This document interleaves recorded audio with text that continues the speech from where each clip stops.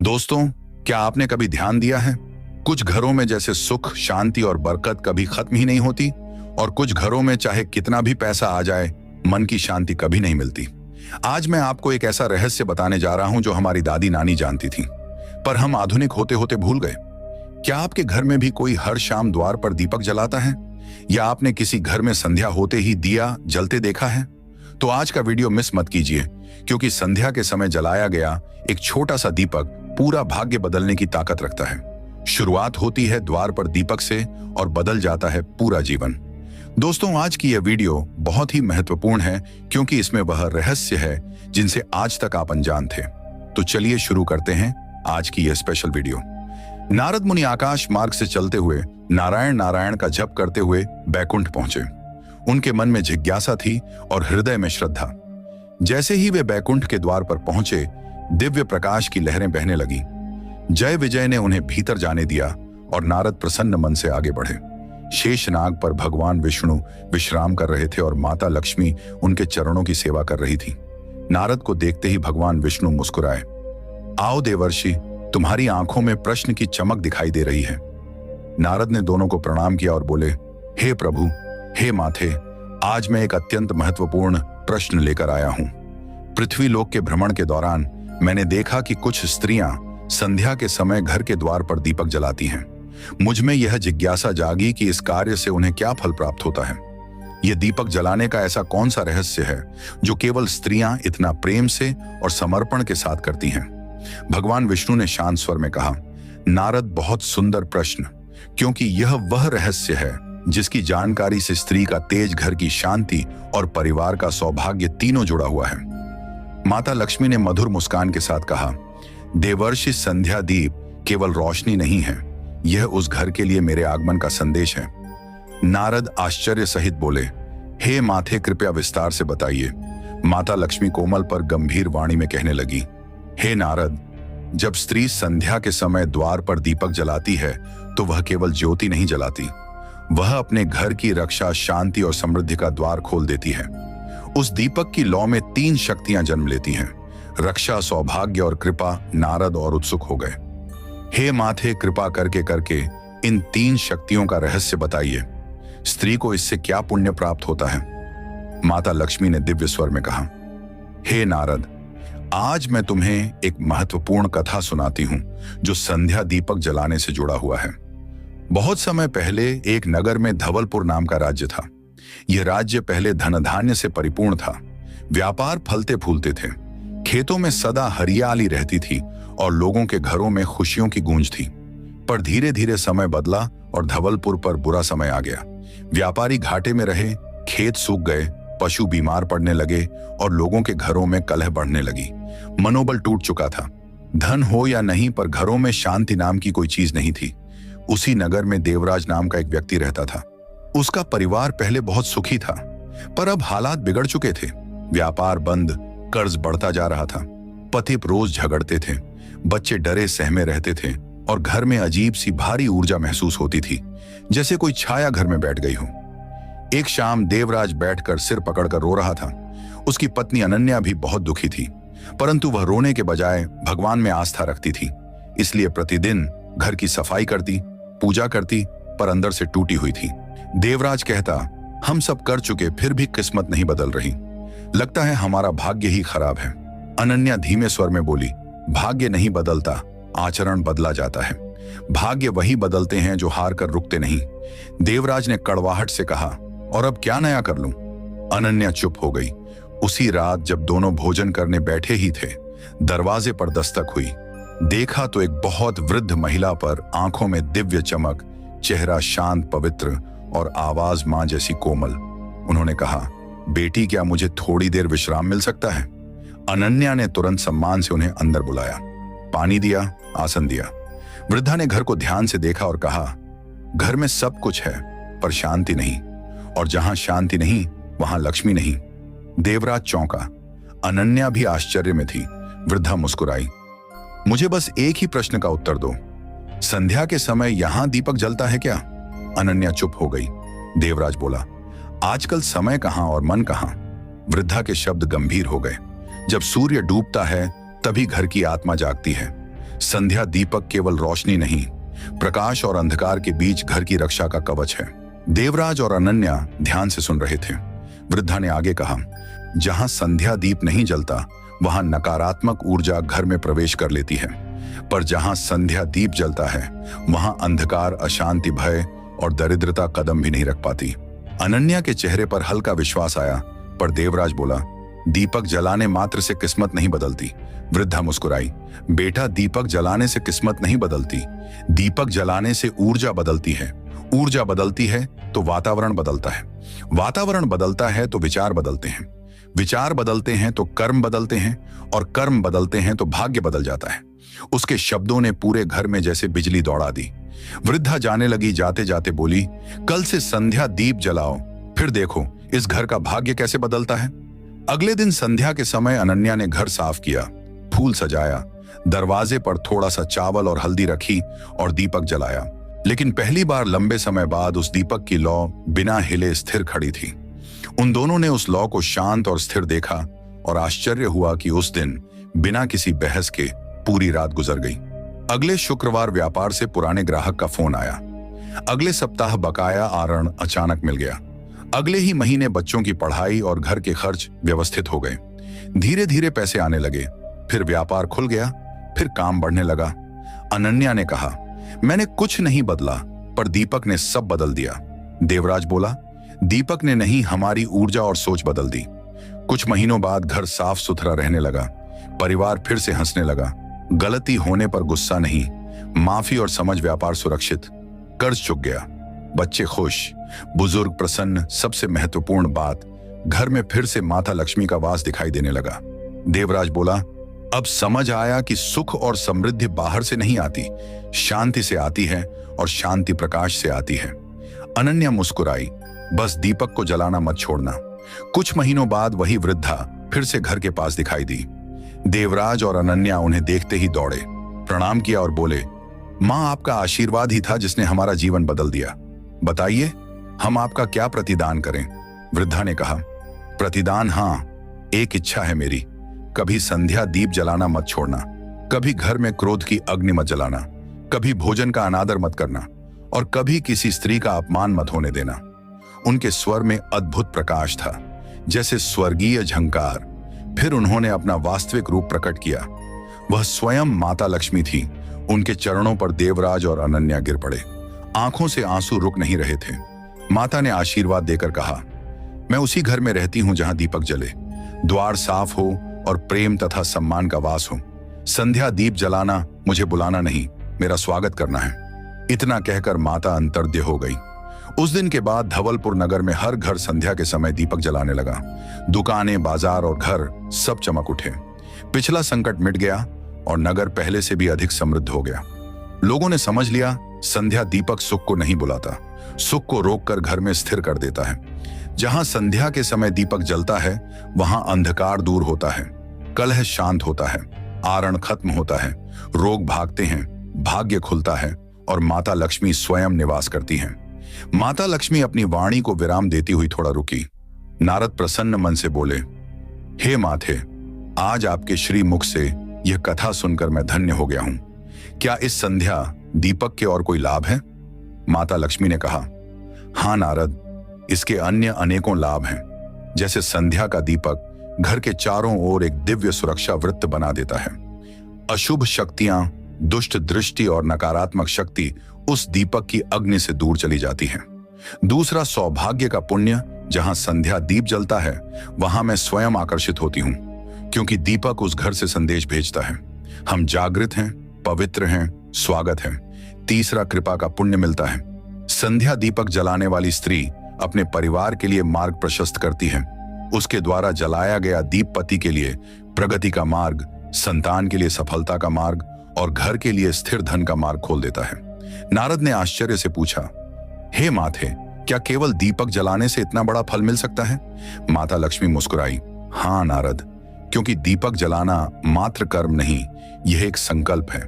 संध्या दीप या घोषणा है कि इस घर में प्रकाश अंधकार से अधिक शक्तिशाली है और जहां प्रकाश हो वहां मैं सदा निवास करती हूं। नारद की आंखों में भक्ति उमड़ आई। उन्होंने हाथ जोड़कर कहा, हे माथे, ये ज्ञान तो पृथ्वी लोक के हर परिवार के लिए वरदान है। अब मैं यह संदेश वहां अवश्य पहुंचाऊंगा।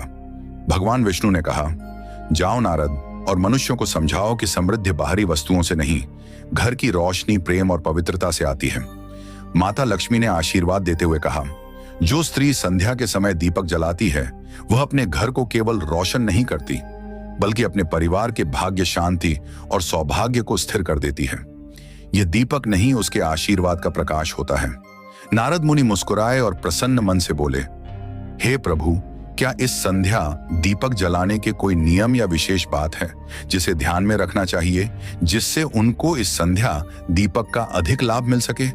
भगवान विष्णु ने कहा, हाँ नारद, मैं तुम्हें इसका संपूर्ण रहस्य सुनाता हूं, तुम सुनो।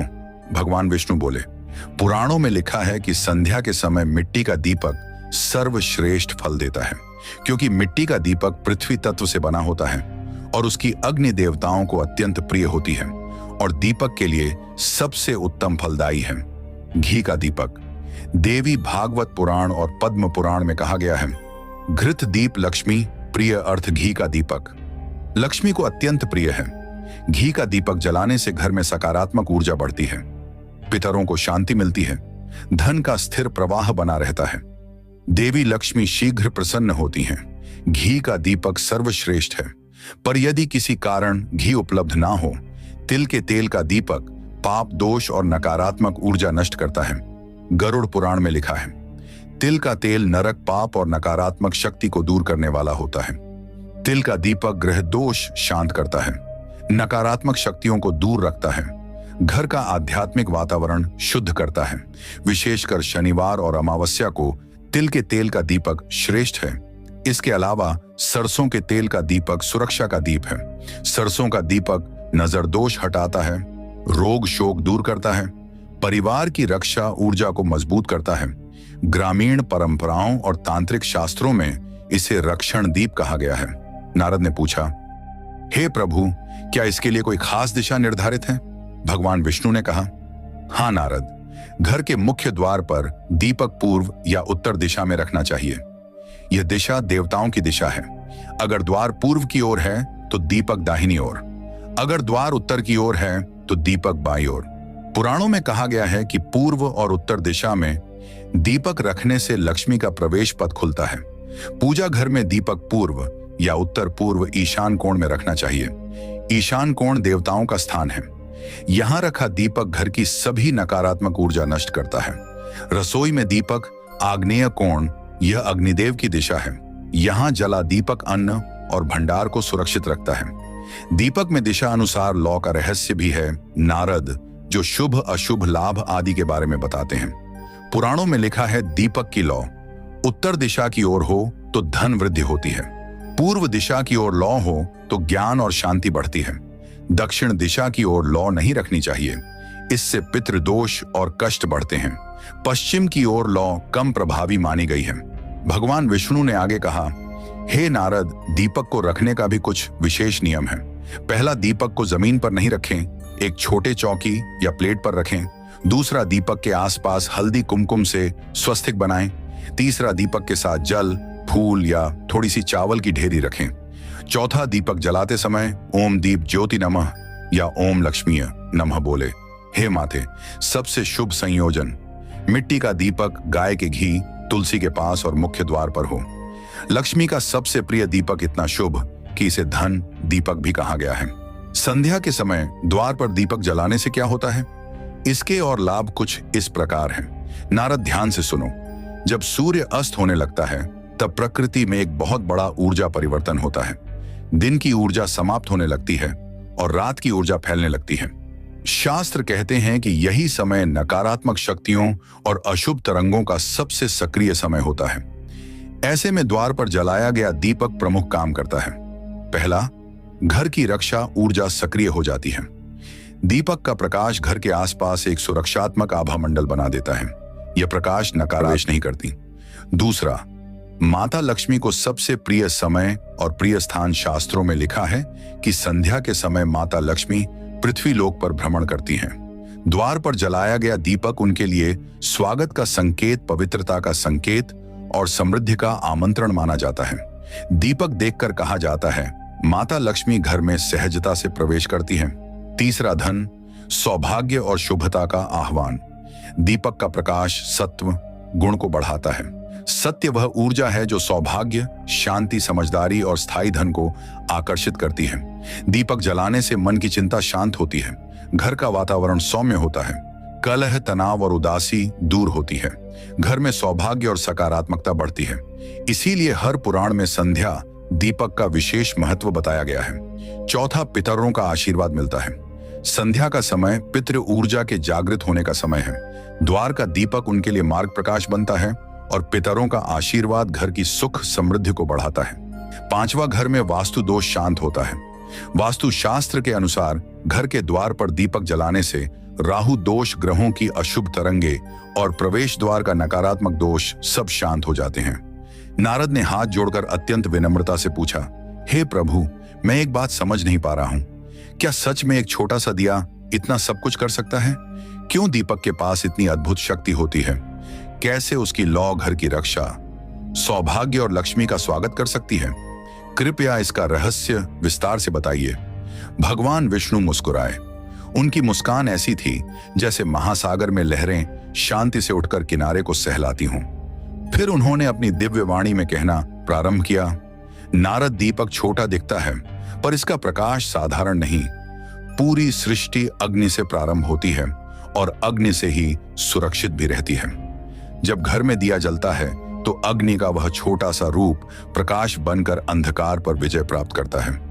जिस क्षण दीप जलता है उसी क्षण ब्रह्मांड से संदेश जाता है कि इस स्थान ने प्रकाश को स्वीकार कर लिया है और अंधकार को अस्वीकार कर दिया है।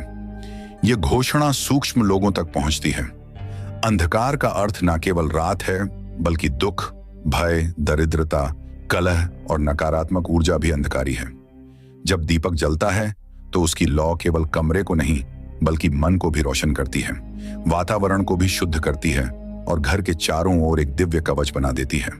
नारद ध्यानपूर्वक सुनते रहे तो भगवान विष्णु आगे बोले, दीपक की लौ में 5 तत्व एक साथ सक्रिय होते हैं, परंतु मनुष्य को केवल लौ दिखाई देती है, भीतर की शक्ति नहीं।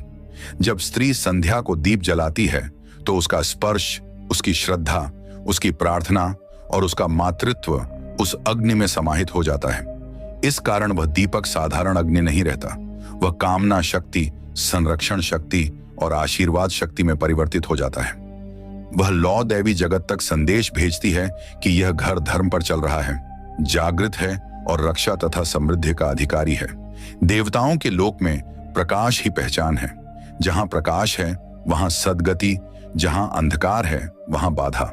भगवान ने आगे समझाया, नारद, प्रकाश में कंपन नहीं, स्थिरता होती है। यह स्थिरता मन को संतुलित करती है। जिस घर में दीपक जलता है वहां बिना कहे ही मनुष्यों के विचार शांत होने लगते हैं। बिना बोले क्रोध कम होता है, कलह धीमी होती है, मन में सौम्यता बढ़ती है। इसलिए दीपक घर के भीतर मानसिक वातावरण को भी बदल देता है।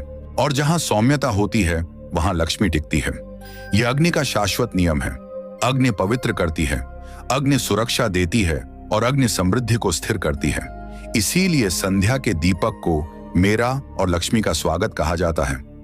वह दीपक पुकार नहीं, सम्मान है। नारद ने आदर पूर्वक कहा, हे प्रभु, क्या मनुष्य दीपक जलाते समय सोचता ही नहीं कि वह इतना बड़ा परिवर्तन कर रहा है? भगवान विष्णु ने उत्तर दिया, मनुष्य अपने कर्म की शक्ति नहीं जानता, फिर भी वह फल पाता है। असली कारण दीपक नहीं है, दीपक जलाने वाला भाव है। जब स्त्री संध्या में दीप जलाती है तो वह अपने घर को शक्ति प्रदान कर रही होती है, अपने परिवार के लिए सुरक्षा कवच बना रही होती है और अपने मन में यह संकल्प स्थापित करती है कि मेरे घर में हमेशा प्रकाश रहेगा, शांति रहेगी, सौभाग्य रहेगा। जब संकल्प और अग्नि एक साथ मिलते हैं तब चमत्कार होते हैं। दीपक छोटा हो सकता है, पर उसके भीतर स्त्री की श्रद्धा के कारण दिव्यता महान हो जाती है। इसके बाद भगवान विष्णु ने अंतिम सत्य प्रकट किया। नारद, जहां दीपक जलता है वहां अंधकार हार जाता है। जहां अंधकार हार जाता है वहां दुर्भाग्य ठहर नहीं सकता, और जहां दुर्भाग्य ठहर नहीं सकता वहां धन, सौभाग्य और समृद्धि स्वयं प्रवेश कर जाते हैं। इसलिए संध्या दीपक मात्र ज्योति नहीं, भाग्य का द्वार है, घर की रक्षा है, लक्ष्मी का स्वागत है और सुख की जड़ है। जो घर संध्या दीपक को अपना नियम बना लेता है, वहां कभी अंधकार का स्थायी वास नहीं हो सकता। नारद की आंखों में प्रकाश भर आया। वे अत्यंत भावुक होकर बोले, हे प्रभु, अब मैं समझ गया। दीपक केवल हाथ से नहीं, हृदय से जलाया जाता है। अब मैं अवश्य पृथ्वी लोक पर जाकर हर घर को यह दिव्य ज्ञान सुनाऊंगा।